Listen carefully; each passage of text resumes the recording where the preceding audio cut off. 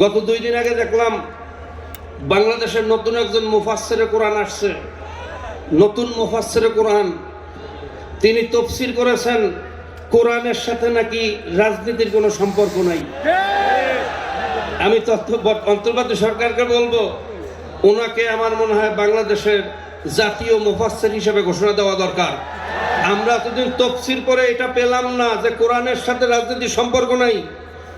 কোরআনের সাথে রাজনীতির সম্পর্ক আছে, আপনার সাথে কোরআনের সম্পর্ক নাই।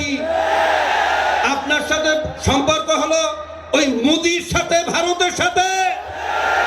কোরআনের সাথে রাজনীতির সম্পর্ক আছে, এই কথা বাংলার জমিনে চলবে না। ইসলামপন্থীরা যদি জোট করে, সিপিবি সহ বামপন্থীরাও জোট করবে, 2 ভাগে যখন দেশ ভাগ হবে, বিদেশি পশ্চিমা শক্তিগুলো ইসলামের বিরুদ্ধে অবস্থান গ্রহণ করবে।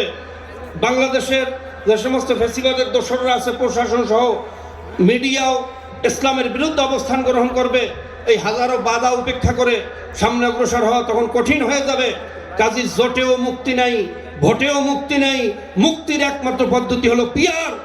আমি সকলকে উদাত্ত আহ্বান রাখবো, আজকে এই যুব কনভেনশন থেকে যাওয়ার পরে আমরা জাতিকে উদ্বুদ্ধ করব পিয়ার পদ্ধতি নির্বাচন দেওয়ার জন্য, এই আশাবাদ ব্যক্ত করে আরেকটা কথা না বলেই নয়। গত 2 দিন আগে দেখলাম বাংলাদেশের নতুন একজন মুফাসসিরে কোরআন আসছে। নতুন মুফাসসিরে কোরআন, তিনি তাফসীর করেছেন কোরআনের সাথে নাকি রাজনীতির কোনো সম্পর্ক নাই। আমি অন্তর্বর্তী সরকারকে বলবো, ওনাকে আমার মনে হয় বাংলাদেশের জাতীয় মুফাসসির হিসেবে ঘোষণা দেওয়া দরকার।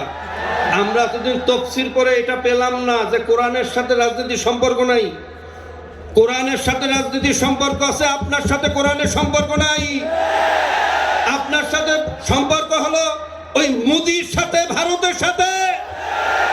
কোরআনের সাথে রাজনীতির সম্পর্ক আছে, এই কথা বাংলার জমিনে চলবে না। আখির দাওয়ানা আলহামদুলিল্লাহি রাব্বিল আলামিন।